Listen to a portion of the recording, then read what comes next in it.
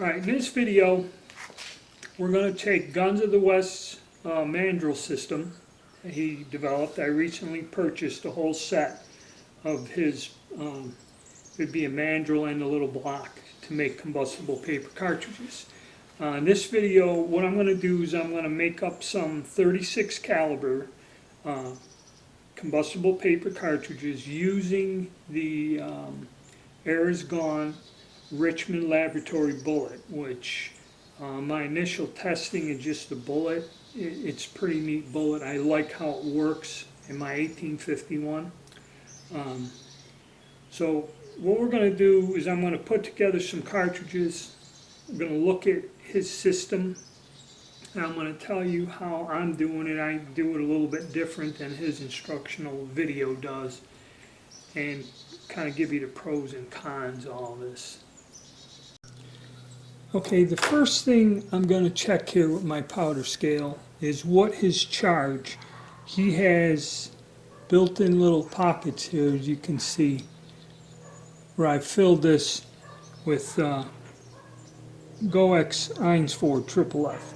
And we're going to see what the charge is. Now, I guess if you watch Air Is Gone's channel, and when he discusses the bullets and that, the man did a lot of research. And I believe the charge, some people say 17 grains, I believe, was the official charge for that bullet in a combustible paper cartridge. We're going to see what our measure here gets us out. And I myself like 16 grains with this bullet. But as you can see, his measure is throwing about 18 grains, which is 2 more than what I like. Now, I've made a cartridge with both his charge of the 18 and my charge of 16. And I'll show you the difference towards the end of the video. But let's go over how the system works and kind of the pros and cons of it all. Okay, so here's our mandrel, Mark 36, and like I said, as you notice, this mandrel's stepped. And how he does his system, which is in some of these mandrel systems are like that, is you can cut out a paper form any way you want, wrap it around there, then you trim it on the mandrel to make the exact size. So you do not have to cut an exact template. Some systems you have to cut an exact template curve and then roll it, line it up, roll it, with the glue, and then that's all you have to do. This one is a little bit different. Now, the paper I use, in his video he uses these cigarette rolling papers, okay, which I don't use. I don't use these, and I don't use the hairdresser paper either, okay, because they're way too thin. And the reason people use these is so you don't have to nitrate the paper. But I can't, I'm not saying they're bad, I'm not saying they won't work, okay? I just personally cannot use this thin paper. No matter how hard I try, I can never make a decent cartridge. So what I use is nitrated coffee filters, and this is a bit heavier. I find it easier to work with, and I do well with it. So that's why I use it. So that's what I'm going to use. So you need some nitrated coffee filters. I went and did up a bunch, and these are the weird pocket style. I cut them, and I got some thing to do there. So that's what I cut the bodies out of. I take, for 36, I take a 5/8 punch. I got this on Amazon, and that's what you do. You just punch holes in the filter, and then I collect all the little bases here. I use 5/8. I have a 3/4 hole punch for the 44 calibers. I find the 5/8 does not work well with 44. You need a little room. In his instructions, he said to cut these cigarette papers in half. Okay, so what I did is I come up and just cut out, make it simple, 1.5 by 1.5 inch square piece of the coffee filter, nitrated filter. And that's going to be my body. And being square, it don't quite matter. I'm going to roll it on there and go. Here's one of our bullets. Yep. I think it wants to put it up here. Here's our Richmond Laboratory bullet. Okay, and if you notice, it has a very long, nice little heeled base, and that's what we're going to attach our paper body to, is this glue that on it. Okay, you're going to need some stick glue. Now, gluing all of these systems, one of the most important things is getting the glue on there right. Not enough glue, the damn cups on the base or the body will come apart. Too much glue and you get it stuck on the mandrel, all this other stuff. So you have to develop, no matter whose system you use, you have to develop your own system and learn what works for you. And there's going to be a lot of mess ups. So don't get frustrated, don't get upset. And you're going to need some sort of razor or X-Acto knife. Some people will just use a utility razor. I got an X-Acto knife. Alright, so we figured out he has his charge set here, so you can fill this up, and that's your powder measure in the top. But we've already measured the powder, and I have it here. Okay, so these square pieces of paper, alright, just take this, and then what I do, and one of the nice things about this system is I get some glue on there.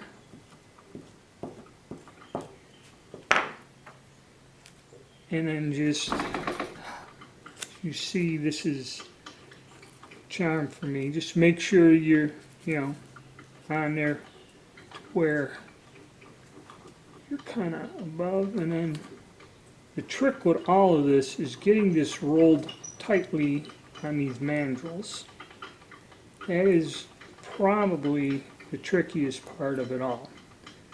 Now this here, as you see, it's just rolled on there. And what you want to do is draw it down so it's tight. Okay? And you see it's hanging over and in the back and not square. Alright, that's where, take our razor. And what I do is just lay this down here on the table. And take this and just line this up.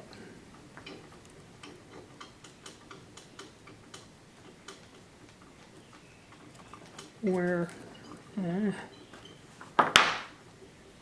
see, the one good thing about the system, it starts to act up on you.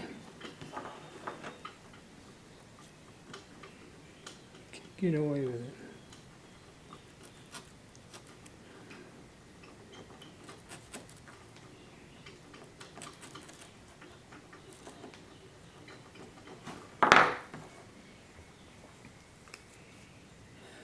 Like I said, it's a learning curve. Must be I didn't get enough glue on the very edge of that.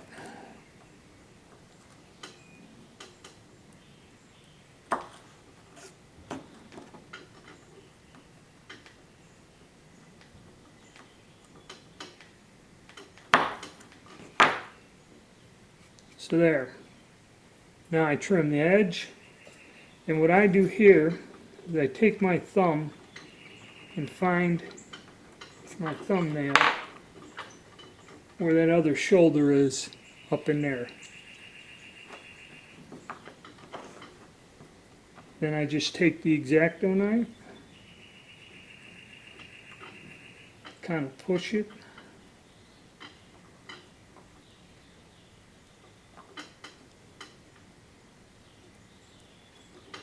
And everybody that sells these systems shows themselves doing it fairly easily. And that is where you're going to find all of this takes time, and you have to develop somewhat of your own techniques to do this. Okay, so if you want something quick and easy, if you don't have any patience, I don't suggest that you try to do this. Alright, I kind of pulled that down a little, but we'll get it. So there we got the body. Okay, got our little base here.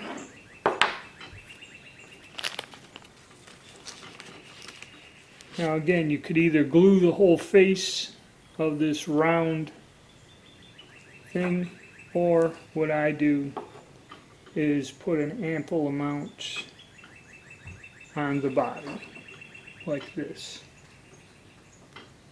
Roll it on a glue stick. Okay.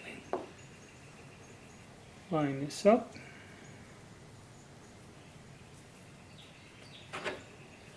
Push it down in there. Okay. Now you notice it's flush. That's why you got to kind of be on a hard surface. So I get it flush, and there you go. Now it's in there. I myself leave these in there. Now here's a tip. When you go to seat these bullets and get that base in that, you want that, see the paper's got a little few hairs on there and that. You want to kind of flare it out so you can drop your heel in there. So I found if you take this funnel, okay, kind of push that down in there, the funnel kind of flares out the paper case. Okay, so we flared out the paper case with the funnel. We got our 18 grain charge. We just dump it in there. Now it doesn't quite go all the way down until, so slowly pull the funnel up.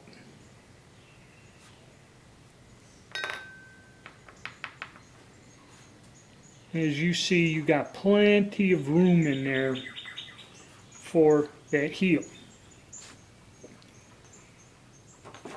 Then I've tried using a paintbrush and applying glue, but you can do this fairly easily.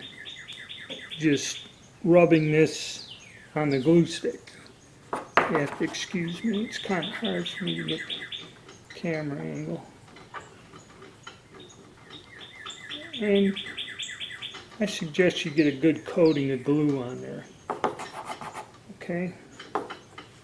And now, the trick is to drop this in without catching the edges of the paper. Okay? As you can see there, it's uniformly around, it didn't catch the paper. Now what I do is, against the flat table, I press the bullet down to compress it. Then what I do is I slowly lift it up, pressing down, or actually pick it up, and then press this cartridge down to where you get that bullet shoulder flush, and you'll see this thing protrudes out now. It was flush, now it's sticking out a little bit. So you dropped it down, I'd say about 1/8 of an inch. And then what you would do, and this kind of actually helps crimp it. You just push it up with your finger, and the cartridge comes right out. It should.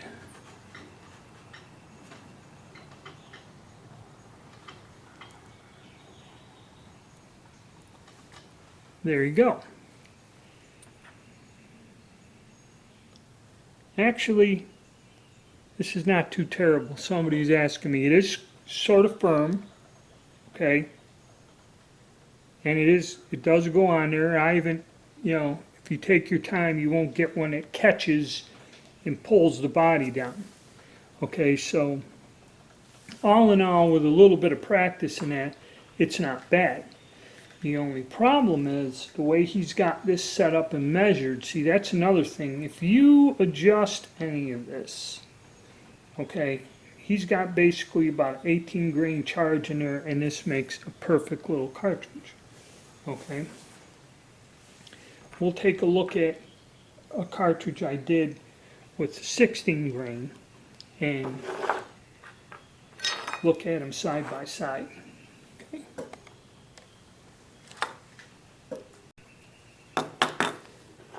Okay, here are 3 cartridges I've done. This one here was kind of the first ones I did. Obviously I trimmed the case better. This has 18 grains in it. And if you notice, it come up just perfect. This one here, I didn't quite trim it or roll the case right with the 18 grains, and it's a little shoddy around the edges here. Okay, you know, you have to take your time and perfect it. And this is one that I did with 16 grains, but if you notice when you look here, the 18 grain charge on the first one I did, this kind of comes up just right, and it is nice and clean lines. This one here, I didn't quite trim the case well. And there's little bits of the case and that, a little fuzzy. Now this one here, you notice I did trim it well in that, but it went down further. That paper case come up past the heel down about right in here, and actually went up over the bullet onto the bullet itself, which I don't think's no big deal because the chamber mouth will shear all that off when loaded. But as you see, there's all these little fine details and intricate things, and there is a learning curve to this. All in all, the good thing about this kit is this method is you don't have to be very precise in cutting your template. Like I said, I just cut some square pieces, 1.5 by 1.5, and it kind of works well. It's just taking my time to trim it and glue it right. You could adjust it. I've used a paintbrush and applied glue, and it does work better, but it's more time consuming. And the fact that this does kind of more or less give you some space to do that final push and then pull that paper up nice and close. This is designed to work right as is and will make a cartridge. The only thing is you're putting 18 grains of black in there, and I'd like to go a little lower. But as you see, you can make a perfectly decent cartridge with it. Okay, and it's fairly firm. Another thing, like with the cigarette papers, if I touched them like this, the paper is very soft. And in terms of long-term handling the ammunition before I get to the range. And then what I will do is heat up lube and just dip the bullet and coat it in SPG bullet lube. Alright, so let's do a recap. Okay, my thoughts on Guns of the West system.